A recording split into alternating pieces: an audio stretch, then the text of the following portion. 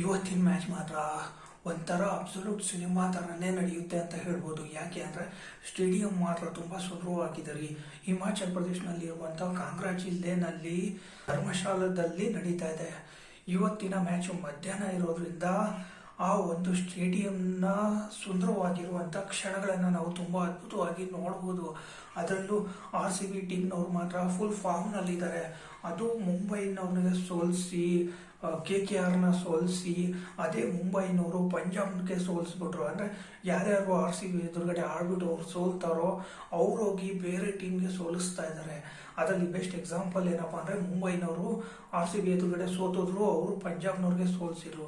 ಈ KKRನವರು RCB ಎದುರುಗಡೆ ಸೋತೋದ್ರು, ಅವರು ನಿನ್ನೆ ಗುಜರಾತ್ನವ್ರಿಗೆ ಸೋಲಿಸ್ಬಿಟ್ಟಿದ್ದಾರೆ. ಅಂದರೆ ನಿನ್ನೆ ಮ್ಯಾಚಲ್ಲಿ ಗುಜರಾತ್ನವರು KKRನ ಸೋಲಿಸ್ಬಿಟ್ಟು RCBಗಿನ್ನ ಹಿಂದಕ್ಕೆ ಪಾಯಿಂಟ್ಸ್ ಟೇಬಲ್ ಅಲ್ಲಿ ಟಾಪ್ ಬರಬೇಕು ಅಂತ ಇದ್ರು. ಆದ್ರೆ ಕೊನೆಗೆ ಅವ್ರ ಕೈನಲ್ಲಿ ಆಗ್ಲೇ ಇಲ್ಲ. ನಿನ್ನೆ ಮ್ಯಾಚ್ ಅಲ್ಲಿ KKR ನಲ್ಲಿರುವಂತ ಬ್ಯಾಟ್ಸ್ಮನ್ಗಳು ಅದೇನ್ ಬ್ಯಾಟಿಂಗ್ ಹೊಡಿತಾ ಇದ್ರು. ಸದ್ಯಕ್ಕೆ ಇವಾಗ RCB ಟೀಮ್ ನಲ್ಲಿ ಇರುವಂತ ಪ್ರತಿಯೊಬ್ಬ ಪ್ಲೇಯರ್ಸ್ ಗಳು ತುಂಬಾ ಅದ್ಭುತವಾಗಿ ಪರ್ಫಾರ್ಮೆನ್ಸ್ ಕೊಡ್ತಾ ಇದ್ದಾರೆ. ಅದರಲ್ಲೂ ಜಾಕೋಬ್ ಡಫಿ, ಜೋಸ್ ಹಜಲ್ವುಡ್ ಟೀಮಿಗೆ ಬಂದ್ಮೇಲೆ ಭುವನೇಶ್ವರ್ ಕುಮಾರ್ ಆಲ್ರೆಡಿ ಫಾರ್ಮ್ ಅಲ್ಲಿ ಇದ್ದಾರೆ.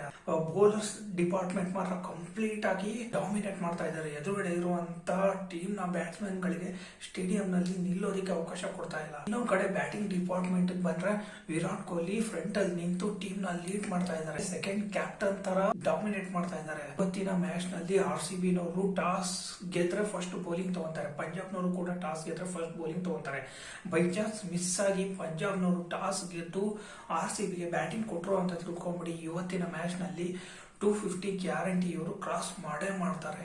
ನೋಡೋಣ ಇನ್ನು ಮ್ಯಾಚ್ಗಳು ಶುರು ಆಗಿದ್ಮೇಲೆ RCB ನವರು ಯಾವ ತರ ಪರ್ಫಾರ್ಮ್ ಮಾಡ್ತಾರೆ ಅಂತ ಮ್ಯಾಚ್ ಶುರು ಆಗಿದ್ಮೇಲೆ ಗೊತ್ತಾಗುತ್ತೆ. ಇನ್ನೊಂದ್ ಕಡೆ ಪಂಜಾಬ್ನವರು ಬ್ಯಾಕ್ ಟು ಬ್ಯಾಕ್ 5 ಮ್ಯಾಚ್ಗಳನ್ನ ಸೋತಿದ್ದಾರೆ. ಅವರು ಆ ಸೋಲೋದಕ್ಕೆ ಒಂದು ಕಾರಣ ಈ ಪಂಜಾಬ್ ಟೀಮ್ ಮ್ಯಾನೇಜ್ಮೆಂಟ್ ಕಡೆಯಿಂದ RCB ನವರು 49ಗೆ ಆಲ್ಔಟ್ ಆಗಿದ್ದಾರೆ ಅಂತ ಒಂದು ಪೋಸ್ಟ್ ಮಾಡಿದ್ರು. ಆ ಪೋಸ್ಟ್ ಮಾಡಿದ್ಮೇಲೆ ಅವರಿಗೆ ಬ್ಯಾಡ್ ಲಕ್ ಅನ್ನೋದು ಬೆಂಡೆತ್ತುತ್ತಾ ಇದೆ. RCB ತಂಟೆಗೆ ಬಂದ್ಮೇಲಿಂದ ಅವರ ಟೀಮ್ ನಲ್ಲಿ ಇರುವಂತ ಓವರ್ ಆಲ್ ಕಂಟ್ರೋಲ್ ಒಂಥರ ಲೂಸ್ ಕಂಟ್ರೋಲ್ ತರ ಆಗ್ಬಿಟ್ಟಿದೆ. ಇವತ್ತಿನ ಮ್ಯಾಚ್ ನಲ್ಲಿ ಅವರು ಹೇಗಾದ್ರೂ ಮಾಡಿ ಕಮ್ಬ್ಯಾಕ್ ಮಾಡಲೇಬೇಕು ಅಂತ ಪೂರ್ತಿ ತಯಾರಿ ಮಾಡ್ಕೊಂಡ್ಬಿಟ್ಟು ಬಂದಿದ್ದಾರೆ. ಟೀಮ್ ನಲ್ಲಿ ಇರುವಂತ ಅವರು RCBಗೆ ಬ್ಯಾಕ್ ಫೈರ್ ಕೊಡ್ಲೇಬೇಕು ಅಂತ ಬಂದಿದ್ದಾರೆ.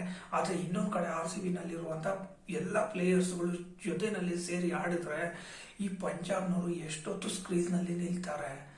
ನೀವು ಮೊನ್ನೆ ನೋಡಿರ್ಬೋದು KKR ಎದುರುಗಡೆ ವಿರಾಟ್ ಕೊಹ್ಲಿ ಒಬ್ಬನೇ ನಿಂತುಬಿಟ್ಟು ಸೆಂಚುರಿ ಹೊಡೆದ್ಬಿಟ್ಟು ಅವರ ಆತ್ಮವಿಶ್ವಾಸನ ಸತ್ಯನಾಶ ಮಾಡಿದ್ದಾನೆ. ಮತ್ತೆ ಅವರು ಕಮ್ಬ್ಯಾಕ್ ಮಾಡಿ ಆ ಎಲ್ಲ ಫ್ರಸ್ಟ್ರೇಷನ್ ನಿನ್ನೆ ಗುಜರಾತ್ ಎದುರುಗಡೆ ತೋರಿಸ್ಬಿಟ್ಟು ಆ ಮ್ಯಾಚ್ನ 29 ರನ್ನಿಂದ ಗೆದ್ದಿದ್ದಾರೆ. ಅವರಲ್ಲಿ ಇಬ್ರು ಬ್ಯಾಟ್ಸ್ಮನ್ಗಳು ಮಾತ್ರ ತುಂಬಾ ಅದ್ಭುತವಾಗಿ ಆಡಿದ್ರು ರೀ. ಅದರಲ್ಲಿ ಫಿನ್ನಲ್ ಅನ್ನು ಅಂಗಕ್ರಿಶ್ ರಘುವಂಶಿ ಅಬ್ಬಾ ಏನ್ ಬ್ಯಾಟಿಂಗ್ ರೀ. ಇವಾಗ RCB ಟೀಮ್ ಬಗ್ಗೆ ಹೇಳೋಣ.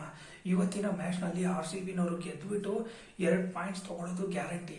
ಆಮೇಲೆ ಇವತ್ತು RCB ಗೆಲ್ಲಿ ಅಂತೇಳಿ CSK ನವರು ಕೂಡ ಕಾಯ್ತಾ ಇದ್ದಾರೆ.